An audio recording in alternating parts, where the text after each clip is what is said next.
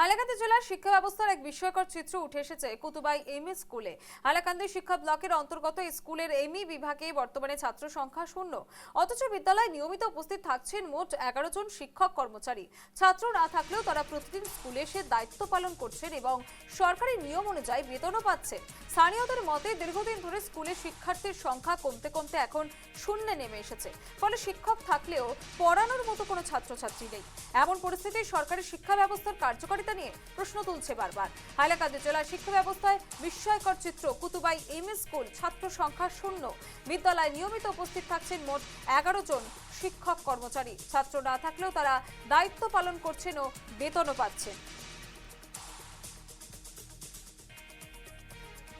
25-এ ME স্কুলের student নীল হয়েছে, আর 26-এ তো আর অ্যাডমিশন নেয় নাই।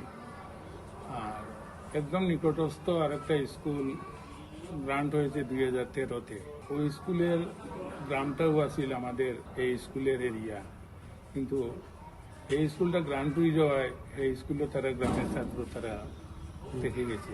আর আমার এখানে আশপাশে যদিও বাড়ি আছে, ছাত্র নাই, আর যা কিছু আছে তারা প্রাইভেট স্কুলে চলে গেছে। আমরা সরকারি স্কুলের অবস্থা, টিচাররা, আমরা যারা টিচাররা আছি সরকারের কথা মতো আমরা কাজ করি যাই, কিন্তু গ্রামের লোকেরা তো প্রাইভেট স্কুলে দিয়ে দেয়।